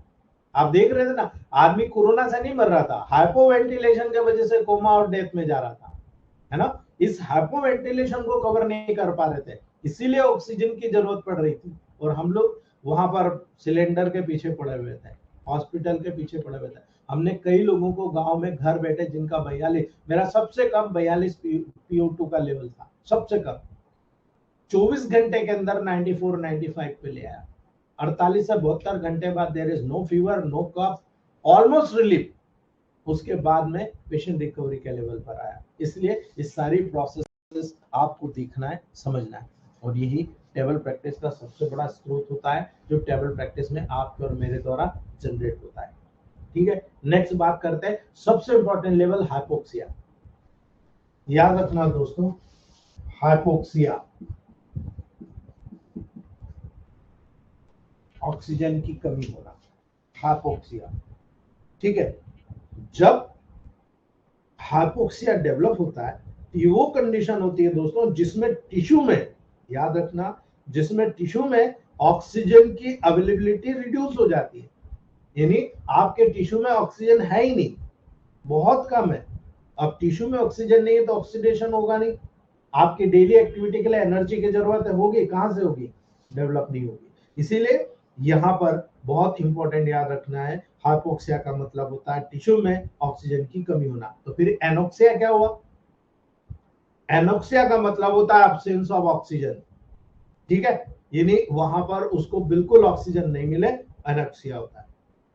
ओल्डर डेज में एनोक्सिया शब्द यूज होता था और इसीलिए संभव नहीं होता कि बॉडी में ऑक्सीजन की टोटल एब्सेंस हो जाए, बिल्कुल संभव नहीं होता। इसलिए मॉडर्न साइंस ने उस एनोक्सिया को हटाकर उसको हाइपोक्सिया नाम दिया, ठीक है। इसलिए याद रखना दोस्तों, लिविंग कंडीशन में यदि ऑक्सीजन की अनुपस्थिति हो जाए तो आप मान के चलो कि वो तो मर जाएगा। इसीलिए इस टर्म को अबंडन कर दिया गया है, ब्लॉक कर दिया गया और वहां पर इसको हाइपोक्सिया का नाम दिया गया, ठीक है। और हाइपोक्सिया के रूप में आजकल इसको याद किया जाता है डिफिकल्टी इन ब्रीदिंग, यानी हाइपोक्सिया यानी डिस्निया, ठीक है। याद रखना दोस्तों, जब आप हाइपोक्सिया के कॉज देखोगे बहुत सारे कारण हैं, लेकिन मैं 4 इंपॉर्टेंट फंक्शन आपको बता रहा हूं जो हाइपोक्सिया को कॉज करते हैं, ठीक है। 4 फैक्टर जो डायरेक्टली हाइपोक्सिया को कॉज करते हैं। जब भी आपके पास हाइपोक्सिया का पेशेंट आएगा, ये 4 कैरेक्टर को आप ऑब्जर्व करिएगा। सबसे पहले उसके आर्टेरियल ब्लड में ऑक्सीजन टेंशन क्या है, यानी ऑक्सीजन की कमी हो गई, ठीक है। तो आर्टेरियल ब्लड में ऑक्सीजन टेंशन को देखना है। Oxygen carrying capacity of blood, blood oxygen के साथ जुड़कर हीमोग्लोबिन, ऑक्सी हीमोग्लोबिन बढ़ाता है, वो कैरिंग कैपेसिटी क्या है, यानी ब्लड की ऑक्सीजन कैरिंग कैपेसिटी क्या है। तीसरा, वेलोसिटी ऑफ ब्लड फ्लो, क्या ब्लड गाढ़ा है, क्या ब्लड पतला है। यदि गाढ़ा है तो फ्लो स्लो करेगा, पतला है तो हीमोग्लोबिन कम है तो ऑक्सीजन कम मिलेगी उसको, ठीक है। दोनों कैरेक्टर आपको देखना है कि वेलोसिटी ऑफ ब्लड फ्लो क्या है, ठीक है। और चौथा होता है, चलो ऑक्सीजन वगैरह सेल उसका उपयोग कर पा रही है क्या, utilization of oxygen by the cell, यानी सेल के द्वारा उस ऑक्सीजन का यूटिलाइजेशन उपयोग हो पा रहा है क्या। अगर नहीं हो पा रहा, प्रॉब्लम, ठीक है। तो सबसे पहले आर्टेरियल ब्लड में ऑक्सीजन का टेंशन कितना है, ठीक है। दूसरा, ब्लड की जो ऑक्सीजन कैरिंग कैपेसिटी कितनी है, ब्लड कितना लेकर जा सकता है, ब्लड फ्लो की वेलोसिटी क्या है, गाढ़ा है या पतला है। और सेल में सेल के द्वारा ऑक्सीजन की जो यूटिलाइजेशन की जो कोशिश होती है, उपयोग करने की जो क्षमता होती है, वो है कि नहीं। ये 4 चीज यहाँ पर डिपेंड करता है। लेकिन इन चारों के अतिरिक्त हाइपोक्सिया को डिवाइड किया जाता है, ये कारण है हाइपोक्सिया डेवलप होने के। लेकिन काजेस के ऊपर हाइपोक्सिया को, इन 4 काजेस के लेवल पर हाइपोक्सिया को 4 टाइप में क्लासिफाइड करते हैं, जो क्लिनिकल टाइप होते हैं, जो आपको टेबल प्रैक्टिस में देखने को मिलेंगे, ठीक है। ये चारों चीज को आपको इसी लेवल पर देखना है, तभी आप वहां पर डायग्नोस कर पाओगे। पहला होता है हाइपोक्सिक हाइपोक्सिया, याद रखना, हाइपोक्सिक हाइपोक्सिया। दूसरा होता है दोस्तों एनीमिक हाइपोक्सिया, यानी एनीमिया के कारण हाइपोक्सिया, मतलब ऑक्सीजन वातावरण में ही कम हो, ठीक है। स्टैग्नेंट हाइपोक्सिया और हिस्टोटॉक्सिक हाइपोक्सिया, सेल में टॉक्सिसिटी के लेवल। प्रत्येक प्रकार का हाइपोक्सिया एक्यूट या क्रॉनिक होता है, ठीक है। जितने भी हाइपोक्सिया होते हैं जिसमें सांस लेने की डिफिकल्टी होती है, कभी एक्यूट होता है, कभी क्रॉनिक होता है। इसलिए आप जब साइमल्टेनियसली वहां पर ट्रीटमेंट करेंगे, 2 या 2 से ज्यादा टाइप्स के हाइपोक्सिया प्रेजेंट रहते हैं, इसलिए आप कंफ्यूजन होते हो। और मैं क्लियरली इंडिकेशन आपको दे रहा हूं, कभी भी किसी को डिफिकल्टी इन ब्रीदिंग होती है, आपको कंफ्यूज नहीं होना है, क्योंकि ज्यादातर केसेस में हाइपोक्सिया में hypoxic hypoxia, anaemic hypoxia, stagnant hypoxia और हिस्टोटॉक्सिक हाइपोक्सिया में से 2 या 3 साथ में हमेशा पाए जाते हैं। बहुत विरले केस होते हैं कि केवल एक सिंगल हाइपोक्सिक हाइपोक्सिया मिल गया या स्टेग्नेंट मिल गया या आपको हिस्टोटॉक्सिक हाइपोक्सिया मिल गया, बहुत रेयर कंडीशन होती है। 2 या 3 एक साथ मिलते मिलते हैं, इसलिए आपको टेंशन लेने की जरूरत नहीं है। आपको मल्टीपल, इसलिए हमारे जो प्रोटोकॉल्स हैं, एक सिंगल कारण पे काम करने वाली सिंगल मेडिसिन जैसे होम्योपैथ में होता है वैसे यूज नहीं होता। हमारे पास मल्टीपल मेडिसिन, मल्टीपल प्लांट के मेडिसिन है, और जब हम उसको यूज करते हैं उसका भी प्रैक्टिकल यूज शानदार होता है। इसलिए याद रखना, हाइपोक्सिक हाइपोक्सिया, हाइपोक्सिक हाइपोक्सिया वो कंडीशन होती है दोस्तों जिसमें ब्लड में जो ऑक्सीजन कंटेंट होता है वो डिक्रीज हो जाता है। याद रखना, हाइपोक्सिक हाइपोक्सिया वो कंडीशन होती है जिसमें ब्लड में ऑक्सीजन कंटेंट डिक्रीज हो जाता है, इसको बोलते हैं एट्रियल हाइपोक्सिया, ठीक है। एट्रियल हाइपोक्सिया भी इसको कहा जाता है, क्योंकि आर्टरी के माध्यम से ऑक्सीजन लेवल लेकर जाया जा रहा है, ऑक्सीजन हीमोग्लोबिन करके शुद्ध ब्लड लेकर जाया जा रहा है, लेकिन वहां ऑक्सीजन कम है, इसलिए इसको आर्टेरियल हाइपोक्सिया कहते हैं। याद रखना दोस्तों, जब आप characteristic feature of hypoxic hypoxia देखेंगे, ये टेबल प्रैक्टिस में आपके लिए बहुत इंपॉर्टेंट है। जब भी हाइपोक्सिक हाइपोक्सिया आर्टेरियल ब्लड में रिड्यूस ऑक्सीजन टेंशन के द्वारा कैरेक्टराइज होगा, ऑक्सीजन लेवल वहां रिड्यूस होगा और इसी के कारण सभी फीचर वहां पर रिमेन रहते हैं, नॉर्मल रहते हैं, सभी चीजें नॉर्मल होती है दोस्तों, ठीक है।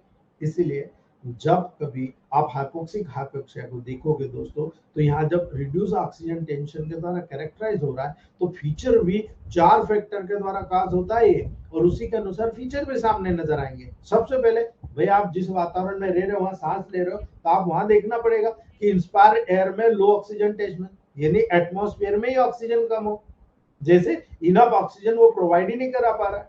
जब एटमॉस्फेयर, आप दिल्ली में चले जाओ, कह रहे हैं ना भाई पॉल्यूशन हो गया, बड़ी बड़ी सिटीज में चले जाओ, पॉल्यूशन ज्यादा है, ऑक्सीजन लेवल कम है, तो ऑक्सीजन कैरिंग कैपेसिटी क्या होगा? आप देखो, सब लोगों को एलर्जीज और अस्थमा डेवलप हो रहा है, ब्रोंकाइटिस डेवलप हो रहा है, न्यूमोनिया डेवलप हो रहा है, इन्फेक्शन सबसे ज्यादा रेस्पिरेटरी ट्रैक्ट के डेवलप हो रहे हैं, ठीक है। तो याद रखना, इंस्पायर्ड एयर में लो ऑक्सीजन टेंशन, एटमॉस्फेरिक जो वातावरण की होती है, इनफ ऑक्सीजन प्रोवाइड नहीं करा पा रहा हम लोगों को, इसलिए वहां पर हाइपोक्सिक हाइपोक्सिया डेवलप हो रहा है। कई बार ये कंडीशन एटमॉस्फेयर की नहीं होती है, ये हमारे बॉडी की होती है, यानी रेस्पिरेटरी डिसऑर्डर, जो कि पल्मोनरी वेंटिलेशन के साथ एसोसिएटेड होता है।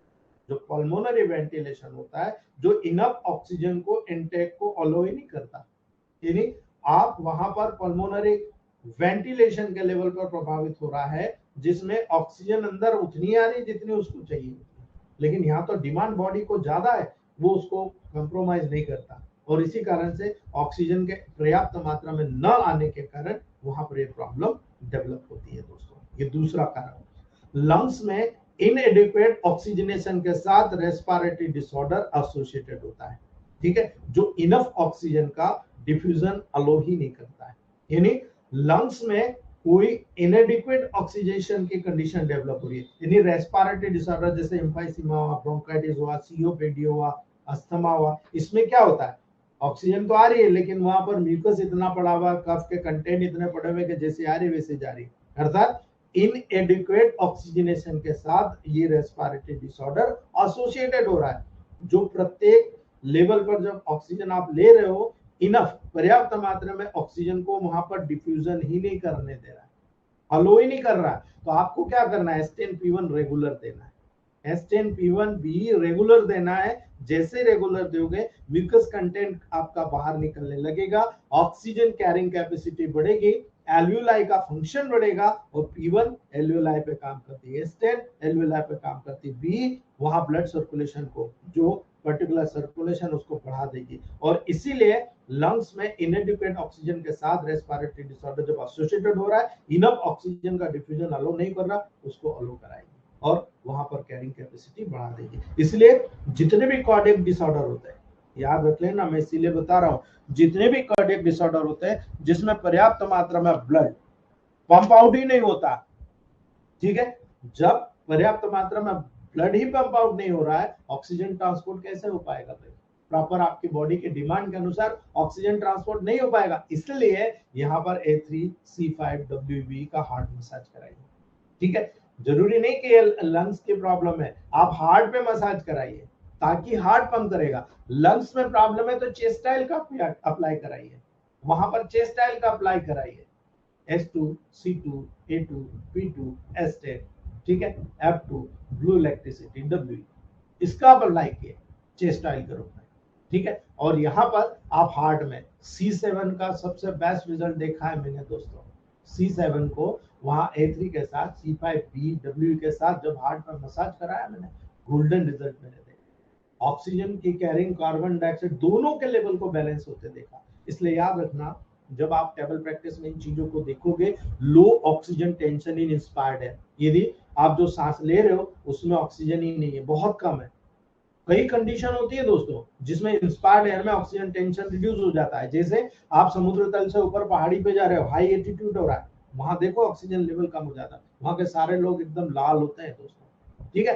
तो ऐसी कंडीशन में क्या होता है? While breathing air in closed space, आप एक बंद कमरे में कई लोग मौजूद हो और वहां सांस ले रहे हो, ठीक है, वहां ओपन स्पेस, हवा आने का कोई साधन नहीं है, वहां पर जब आप क्लोज स्पेस में सांस लेंगे तब तक ऑक्सीजन वहां खत्म होना शुरू होगी, आपको डेवलप हो जाएगा हाइपोक्सिया।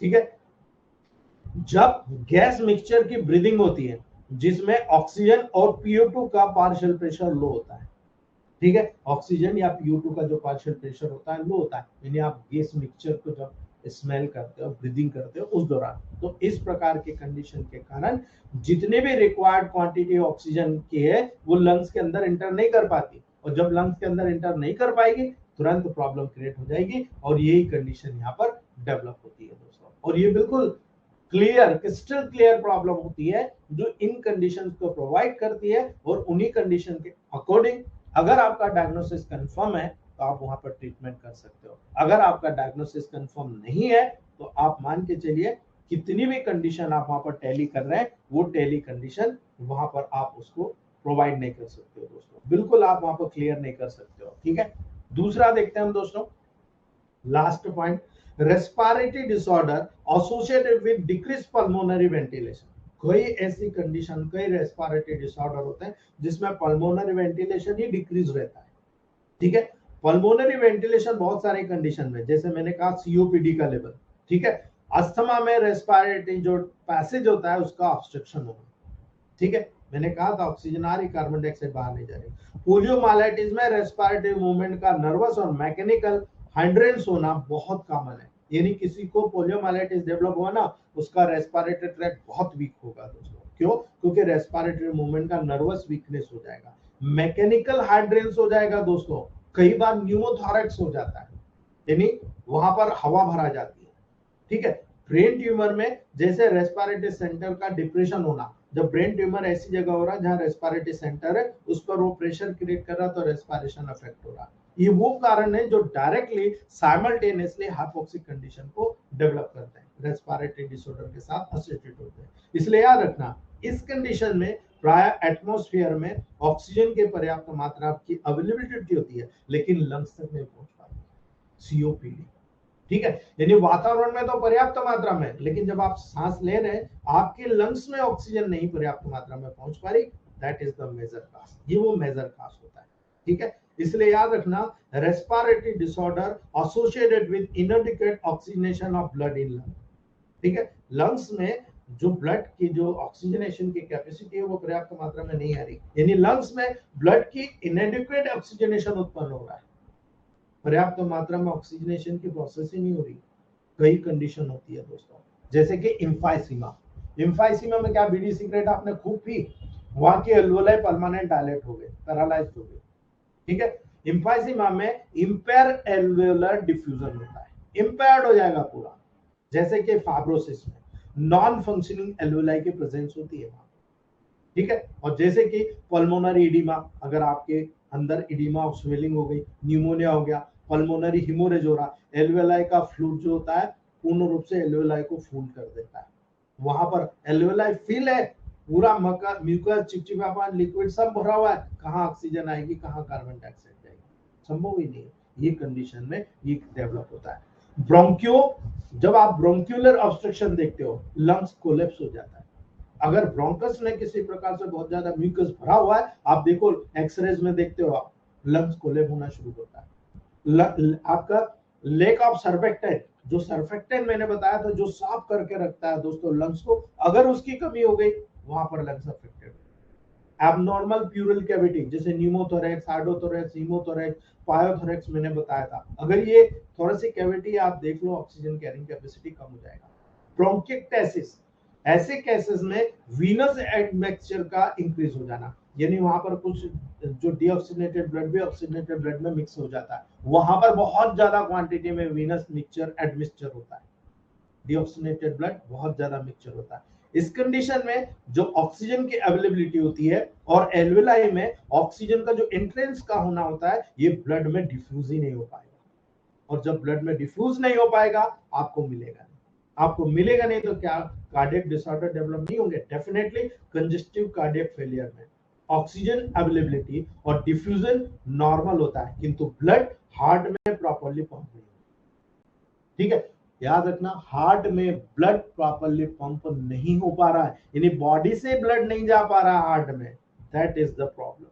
ठीक है, इसलिए भी कई बार कंजेस्टिव हार्ट फेलियर होता है जहां पर बॉडी से ब्लड हार्ट में नहीं जा पा रहा, ऑक्सीजन अवेलेबिलिटी और डिफ्यूजन नॉर्मल होता है किंतु ब्लड हार्ट में प्रॉपरली पंप नहीं हो रहा, इसलिए कंजेस्टिव हार्ट फेलियर डेवलप होता है। दोस्तों आज ही रखते हैं, यदि आपको कोई क्वेश्चन है तो आप लोग पूछ सकते हो। Power on. You plugged into Nirvana. Your device is ready to pair. You are now connected to Postdown 650. जी Dewangan sir, Dewangan sir, J K Dewangan sir. हाँ सर, नमस्कार सर। जी जी हेलो। जी सर बोलिए, सुन रहा हूँ। हाँ सर, नमस्कार सर। आज का क्लास बहुत अच्छा रहा सर। जी सर। सबसे थैंक बोलूंगा सर। आप जो हम लोग को संजीवनी दिए हैं, एक तो S10 P1B और S2 जी P2 A2B, ये जी संजीवनी सर का मैंने हाइड्रोसेप्लस में भी काम कर रहा है क्योंकि ऑक्सीजन रीच कर रहा है, और बिल्कुल डायबिटिक फुट में भी इतना अच्छा काम कर रहा है कि मतलब ऑक्सीजन रीच कर रहा है। ऑक्सीजन रीच करने के चलते उसका क्या है, उसका जो अल्सरेशन बहुत स्पीडली मैंने भर रहा है बिल्कुल, सर। आप इसको तो हमेशा प्रोवाइड कर सकते हो, हार्ट पे मसाज करा दो। कोई भी अगर बॉडी में ऑक्सीजन कार्बन डाइऑक्साइड की प्रॉब्लम आती है, हार्ट पे मसाज कर दो, पर्टिकुलर वहां पर उपयोग करा दो, ऑक्सीजन कैरिंग कैपेसिटी बढ़ा दो, हीलिंग कैपेसिटी ऑटोमेटिक बढ़ जाएगी। ये में भी काम आ रहा है सर, ब्रेन ट्यूमर में भी, ब्रेन कैंसर का ट्यूमर में, बिल्कुल क्योंकि काम आएगा। ऑक्सीजन रिच कर जा रहा है बिल्कुल, इसमें। आप यही चीज तो पकड़ रहे हो ना सर। बहुत सारे लोगों को तो यही नहीं पता ऑक्सीजन रिच वहां कंडीशन डेवलप होगी तो क्या होगा। ठीक है, यही चीज समझने की है कि जब बॉडी में हील कराना तो ऑक्सीडेशन कराना पड़ेगा आपको। एकदम बिल्कुल एकदम करेक्ट। सर। ये क्योंकि जी S10 मैंने P1B मेरा मैंने पेटेंट हो गया सर, और ऑर्गेनो बूस्टर और जो आपका गैंग्रीन फोर्ड, मेरा कम से कम क्लिनिक में 10 स्टाफ है, वो जी सबका मुंह में रट गया है कि ऑर्गेनो बूस्टर गैंग्रीन फोर्ड पहले ही सर ये करेंगे एकदम। बिल्कुल बिल्कुल सर, अभी तो मैंने कैंसर पे और एडवांस रिसर्च किया है, हाई पोटेंसी की 2 मेडिसिन सिलेक्ट किया है जो ऑलमोस्ट 90% कैंसर को 2 ही मेडिसिन क्योर कर लेती है। ठीक है, और 3 प्रोटोकॉल मैंने और बना लिए हैं जो अच्छा सर। कैंसरसो गोल्ड ड्रॉप और कैंग्रीनाल फॉर सुपर ड्रॉप, ये मैं कसराव सेमिनार में ओपन करके सबको दे दूंगा सर। नहीं सर, जरूर आऊंगे सर। अच्छा, जो कैसरा से जो कैसा जो सेमिनार हो उसका डेट दे दीजिएगा ना सर, तो क्या होगा, हम अभी से ये करा लेंगे सर। सर 5, 6, 7 जनवरी। 5, 6, 7 जनवरी ना सर? ठीक है जी सर। क्योंकि जी नहीं, okay sir, thank you sir, बहुत अच्छा लग रहा सर, थैंक यू। जी कोरी सर। सर जी good sir, morning. Good morning sir. Thank you for amazing lecture sir. जबरदस्त नॉलेज आप दे रहे हैं हमारे लिए। जी सर। सर एक क्वेरी थी मेरे पास में, मेरे एक पेशेंट पिछले 15 दिनों से चल रहा है, ये है डीजनरेटिव सर्वाइकल स्पॉन्डिलोलाइटिस का पेशेंट है सर ये। और इसको मैंने जो ट्रीटमेंट दिया है सर, जो आपने पहले पार्ट 2 में जो आपने जो प्रोटोकॉल्स को आपने वो बताया था उस हिसाब से मैं दे रहा था। तो GT-D6 में C4S5BE को 5 ड्रॉप D3 से डाल के इसमें दे रहा था, और सेकेंड प्रोटोकॉल इसमें चल रहा था सेकेंड डाइल्यूशन में A3C4S1F1 सेकेंड डाइल्यूशन में दे रहा था, और एनाल्जेसिक बूस्टर, और 200 के लेवल पर A2C3C4S5F1 200 में इसको दे रहा था ओडी मॉर्निंग में। तो सर ये प्रोटोकॉल देने से सर उसको मतलब रिलीव नहीं आ रहा। कल पेशेंट आया हुआ था, तो हो सकता है मेरे में कोई गलती हो गई कि यदि डीजनरेटिव लेवल पर एक केस है तो हो सकता है मुझे और भी नेगेटिव जाने की जरूरत पड़ रही होगी। आप सर उसमें S1C1A1F1W को सेकंड डाइल्यूशन में दीजिए साथ में, बाकी सही है आपका। सर्वाइकल स्पॉन्डिलाइटिस पर इसका महत्व होता है सर, जी है ना, आप इसको दीजिए साथ में। ठीक है जी सर। जी जी जी जी जी sir, thank you very much sir, thank you. जी जी Girish sir, doctor Girish sir. Girish sir. Sir नमस्ते सर। नमस्ते गिरीश सर। सर कैसे हो सर? बिल्कुल बढ़िया हूँ सर जी धन्यवाद सर। जी एक 2 महीने के पहले आपसे एक निवेदन रखा था इंजेक्शन के बारे में, जी और शायद आप वो भूल गए हो गया सर। किस चीज के लिए सर? सर इंजेक्शन के बारे में। सर इंजेक्शन अभी नहीं बताऊंगा मैं, फाइनल आपको लास्ट में बताऊंगा, है ना? हाँ सर। और और कारण कैंसर, क्या है? कारण क्या है सर कि अगर हम लोग कैंसर के लेवल पर या किसी लेवल पर अगर अभी इंजेक्शन लगाते हैं तो injection is not allowed, government ने अलाउड नहीं किया है अभी। अगर हाँ आपका सर, कुछ केस गड़बड़ होता है तो प्रॉब्लम हो जाएगी, इसलिए मैंने हटा दिया। ठीक है। हाँ सर, मुझे आईडीसी कमेटी के कुछ मेंबरों का फोन आया था, उनको किसी ने बोला था कि एक क्लास लेने वाला इंजेक्शन की, कई शिकायत भी करते हैं, तो उन्होंने मुझे फोन करके कहा भैया मान्यता गड़बड़ हो जाएगी, अभी इंजेक्शन का किसी को नहीं बताओ। तो मैंने इसलिए उसको पोस्टपोन कर दिया, नहीं तो मैं तो सेमिनार कर रहा था उस पर। 1128 इंजेक्शन बनाए हम लोगों ने अलग अलग। ठीक है। सर ठीक है। कैंसर के बारे में कुछ सर क्लासेस। कैंसर का क्लासेस है ना सर, कैंसर का आपको सब बताया जाएगा इसमें कंटिन्यू। ठीक हाँ है सर, ना, पढ़ा ही रहा हूँ मैं साथ साथ में सारी चीजें। हाँ सर। जी धन्यवाद सर, थैंक यू सर। जी जी गिरीश सर। जी Dinesh Chandra Gangwar sir, Gangwar sir, good morning sir. Good morning. बहुत अच्छा क्लास सर, बहुत अच्छी नॉलेज मिली सर आपसे। जी सर, एक थैंक फीडबैक यू। सर है कल रात का। जी एक सर। हमारे मित्र हैं, उनकी पत्नी को हार्ट में बहुत ज्यादा पेन था, बेचैनी थी, पसीना बहुत ज्यादा आ रहा था, ब्रीदिंग बढ़ी हुई थी, जी पल्पिटेशन भी बढ़ा हुआ था। फोन किया और वो दवाओं से इनसे बचती थी बहुत। जी वो चाहते थे ये दवाएं यूज करें, लेकिन वो बड़े बड़े अस्पतालों की दवा खाती थी। रात के करीब 11:45 बजे थे। जी बहुत कहा तो मैंने फिर उन्हें ये जी 310 5 ड्रॉप और जनरल टॉनिक में S5C5B 5 ड्रॉप और S10P1B 10-15 मिनट में उनका पेन रिड्यूस हो गया और आराम से फिर सो गई। बहुत सुबह बढ़िया। बोले अब यही क्या तो करें, चीज। अपनी से पूछो क्या करना चाह रही हैं। जी तो नहीं सर, आप ऐसा करो, आप अपना ट्रीटमेंट जारी रखो। बहुत बढ़िया।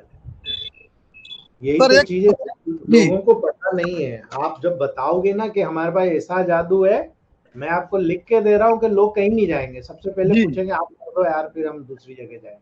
आप जी कर ही दो तो फिर दूसरी जगह जाना ही नहीं है उसको। नहीं जाना जी। जी सर बिल्कुल, एक बहुत बढ़िया। सर एक थोड़ी सी जानकारी और चाहिए। एक हार्ट पेशेंट, पहले मैंने एक बार शेयर किया था अपना अनुभव। तो जी उन्हें अब दिक्कत हो रही है, बहुत बड़ा आराम मिला उन्हें, लेकिन अब उनका बैक साइड में लेफ्ट लेफ्ट शोल्डर में पेन रहता है और आगे चुभन भी रह रही है। तो ऑस्टियोफाइट्स है सर उनको, जी ऑस्टियोफाइट्स डेवलप हो रहा है। हार्ट में ही पेन रह रहा है उन्हें तो। हाँ, स्पेशल जॉइंट में है ना। नहीं, हार्ट में और पीछे शोल्डर में कहीं पेन रहता है। कोई दिक्कत नहीं है, आप उनको हार्ट मसाज कराओ। जी करा रहे हैं सर। हार्ट मसाज कराओ, A3 का 200 दो। ठीक है। 80 का 200 ठीक है। आप A3 का 200 दे दो, रिजल्ट आ जाएगा, उनको जी तुरंत आ जाएगा, है ना। ठीक है सर, ठीक है। ठीक। ठीक। धन्यवाद सर। Okay sir. जी राकेश सर।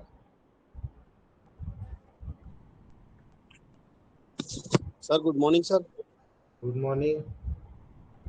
सर एक फीडबैक दे रहा हूँ कार्डियो पल्मोनरी मसाज का, जो बताया था अभी आपने जी कुछ दिन पहले की। सर ये इसमें बहुत जबरदस्त रिजल्ट आ रहा है sir. P2 A3 B C1 C7 और WE जी कार्डियो पल्मोनरी पेशेंट पे बहुत अमेजिंग रिजल्ट है सर, इंस्टेंट रिजल्ट है। पूरा कंजेशन सिंगल ऑयल से 15 मिनट में एप्लीकेशन के बाद बिल्कुल चला जा रहा है सर। बहुत बढ़िया सर। और इसका रेशो भी सेट किया था सर, बहुत मैंने अभी 5 पेशेंट को दिया है, 100% रिजल्ट है सर। और बहुत बढ़िया सर। बहुत दिग्गज दिग्गज पेशेंटों को दिया है सर, जो अपनी EH की माउथ की पब्लिसिटी ऐसे करेंगे कि वो भूल गए सर, वो होम्योपैथ ले रहे थे मेडिसिन, और बोले हाँ। यार इतना तेज रिजल्ट नहीं देखा मैंने। और उनको मैंने यही S10P1 मेरे पास इमरजेंसी में रखा था किट में, तो वो भी मैंने जी उनको दिया था। तो उससे भी उनका काफी उनको अच्छा लगा सर। और एक प्रॉब्लम थी उनको, तो मेरे पास A2 का हाई पोटेंसी रखा था, वेरिकोस वेन का उनका एक पेन भी था उनके फुट में, राइट वाले में, तो ब्लड रिटर्न नहीं हो रहा था। वो गैंग्रेनॉल फोर्ट स्टैट में दे दिया था सर, तो विद इन 15 मिनट जो लंगड़ा के चल रहा था, तो पेशेंट जी स्ट्रेट चल के आया बिल्कुल मिलने। मेरे साथ जो बंदा बैठा था, जी काउंसलर है वो, जी यहाँ पे काउंसलर है, तो वो सोच रहा था कि यार ये ऐसे ही है। वो बोले मेरे पास किट रखा हुआ था, मैं भोपाल गया था तो इमरजेंसी उसमें से निकाल के दिया, तो उसको लग रहा था ये किट क्या इतना तेज काम करती है क्या ये हर्बल। जी आप लोग बोलते हैं ये जितना तेज काम करती है क्या, वो मुझसे क्वेश्चन ये करता आ रहा था। और बस जी ज्यादा नहीं, थोड़ी दूर चला और उसकी जब जरूरत पड़ी उस पेशेंट को, तो उसने जब रिजल्ट देखा तो उसका माथा घूम गया सर। उससे बोलता है यार ये लंगड़ा के चल रहा था 15 मिनट पहले, और अभी अपने को बाहर छोड़ने आया है, कार में अपन लोग बैठे हैं, और वो स्पेशल ऐसा चल के आया जैसे उसको कुछ हुआ ही नहीं। मैंने कहा ऐसे ही होता है इसमें। और सर एक सेकंड, ये एक और फीडबैक दे रहा हूँ कि कल ऑलमोस्ट एक पेशेंट को, मतलब एक्सरसाइज करते समय उसको सैक्रल और लंबर रीजन में कुछ स्टिफनेस इतना सीवियर आया कि पेशेंट मतलब न बैठ पा रहा था, न उठ पा रहा था, न लेट पा रहा था। इवन दो सिर्फ दीवार पे हाथ रख के खड़ा रहने की कंडीशन में था, पूरा बेंडिंग नहीं हो रहा था। उसके जी बाद वो पेशेंट ना स्टूल का पास कर पा रहा था, ना वो यूरिन को लिए जा पा रहा था, मतलब बैंड तो जी ही नहीं। जी तो अपना सर आपने एक मुझे बताया था बीच में, root 1 C3 C4 C5 A3 L1 when 1 F1 WE 1000 ये उसके जी फादर को अभी मैंने अपडेट करके भेजा था वो। और उसकी मदर को कुछ चल रहा था, तो उसमें से मैंने जोड़ के, बाहर का पेशेंट था तो वो करके दिया मैंने उसको। जी सर 24 आवर्स वो पेशेंट अभी बैठ रहा है, उठ रहा है, लेट रहा है। वो सुबह से वो जी 3 ऑर्थोपेडिक को दिखा चुका था, इंजेक्शन ड्यूरिंग लग चुके थे, इसी से फिजियोथेरेपी करा ली, चीज बढ़ गई। लेकिन नाइट में सर जैसे ही उसको ये पूरा ऐड करके दिया ना, जी 100% रिलीफ हुआ। पेशेंट उठ रहा है, बैठ रहा है और बिल्कुल लेट रहा है। वो कहता है यार इतना तेज इफेक्ट मैंने नहीं देखा, जबकि 3 ऑर्थोपेडिक कुछ नहीं कर पाए, कंट्रामोल इंजेक्शन लगवा लिए तो कुछ नहीं। जी बहुत बढ़िया सर। यही इतना तो मजा आता है ना, हमारी सोच यही प्रभावित करती है ना एक दूसरे को। बहुत जी बढ़िया जी सर। नहीं सर, वो रूट भी मैंने इसलिए उसका रूट नाम रख रखा है, और वो बहुत बढ़िया। और अपना ओरिजिनल जो रूट है जी उसके तो रिजल्ट सर इतने अमेजिंग है कि मैं आपको क्या बताऊं सर। वो सर इतना उसका उपयोग। जबरदस्त काम कर रहा है सर, इतना जबरदस्त काम कर रहा है ये आपके स्पॉन्डिलाइटिस वगैरह में और आपका साइटिका में, कि मैं आपको क्या बताऊं सर। बहुत बढ़िया है सर, वो ग्रुप में डाल दो आप। डाल दूं सर? सब सब नाराज हो जाएंगे नहीं तो। आपके कौन? नाम से प्रूवन रहेगा वो। डाल दो, सर डाल दो बस आप। उसमें इसमें एक ही चीज है, किसी किसी को है ना अपने को 5 ड्रॉप से स्टार्ट करना पड़ रहा है, क्योंकि सर सॉल्टी टेस्ट किसी किसी ओकेजनली लेडीज को आता है, तो थोड़ा सा डोज रिड्यूस करके स्टार्ट करते हैं, 5 ड्रॉप, 6 ड्रॉप, 7 ड्रॉप, 10 ड्रॉप पे आते हैं, बिल्कुल वो चीज। और बिल्कुल किसी किसी को 10 ड्रॉप बिल्कुल फ्रीक्वेंटली चलता है। बिल्कुल। वो आप तो 200 लाठी के साथ डाल देना ताकि सबको समझ में आए। ठीक है। जी जी सर, जी जी सर। बिल्कुल तो सर कौन से बिल्कुल। ग्रुप में डालना है, ये 3 में, 4 में, सभी में जो आप? डाल दो सर, सुबह दोपहर शाम, आप तो तीनों में हो, तीनों में डाल दो। जी सर, और बिल्कुल डायरेक्ट डालेंगे। लिखना मेरे द्वारा प्रूवन है, सीधा। बिल्कुल सर, ठीक बिल्कुल है सर। ना। बहुत बढ़िया। सर लेकिन वाकई इतना जबरदस्त रिजल्ट है, मतलब मैंने इस लेवल पे वो तो मतलब मैंने रिजल्ट नहीं देखा सर, इतना फास्ट रिजल्ट नहीं देखा। सर अभी तो मैंने किसी को नहीं बताया, केवल 4 लोगों को बताया है। Mallika ma'am, Sumesh Gandhi sir, Verma sir और आप। रूट अभी किसी को नहीं बताया क्या है। नहीं नहीं, आप उसको हमने। आप उसके सबसे बड़े प्रूवर हो। मल्लिका मैम से मुझे उम्मीद थी कि मल्लिका मैम बताएंगे, पर अभी तक उन्होंने रूट के बारे में जिक्र नहीं किया मुझसे। अरे नहीं नहीं सर, इतना जबरदस्त रिजल्ट है, ट्रेम्बलिंग और ये सब तो ऐसा जा रहा है, मतलब वो जादू मंत्र जैसे कहते हैं ना अपन की, विद इन 45 डेज वो पूरा ट्रेम्बलिंग एम्बलिंग ऑलमोस्ट चला जा रहा है पेशेंट का। इवन बिल्कुल नमनेस जा रहा है सर, हैंड में जो नमनेस आ जाता है सीवियर, अभी जैसे कोरी सर ने डिजेनरेटिव चेंजेस बोला ना, जी पता ही नहीं लगता है सर उसमें। रूट आप S5 C4 आदि के साथ ऐड करके और एनाल्जेसिक दो, तो ये 3 और ज्यादा हो, अगर स्टिफनेस आ रहा हो तो S6 C6 L1 Y के साथ तो गायब, कभी आएगा ही नहीं लौट के 6 महीने बिल्कुल बाद तो। बिल्कुल। बस उसी डोज को पॉजिटिव करते चले जाएंगे तो वो चेंजेस आ रहा है, किसी किसी को नेगेटिव की जरूरत होती है। इतना जबरदस्त रिजल्ट है इसमें, तो पूछिए मत सर। पॉजिटिव में तो बहुत जबरदस्त रिजल्ट है सर उसके। बिल्कुल सर। बहुत जबरदस्त है। इतना शानदार काम हो रहा है और इसमें बस वही है, मैंने जितने पेशेंट को यूज किया सर 100% रिजल्ट आ रहा है। एक भी पेशेंट ने ये नहीं बोला कि आराम नहीं मिला। बहुत बढ़िया सर। सिर्फ एक ही क्रोनिक पेशेंट चल रहा है, वो 23 ईयर्स ओल्ड है, उसका रिपोर्ट ही अभी आया मेरे पास, टेनोसिस का पेशेंट है। तो मैंने कहा ठीक है करते हैं, उसको दिया है। चलिए बहुत सर बढ़िया। सारा क्रेडिट आपको sir, thank you very much. ठीक है जी चलिए जी सर। ठीक है, आज नहीं रख रहे हैं।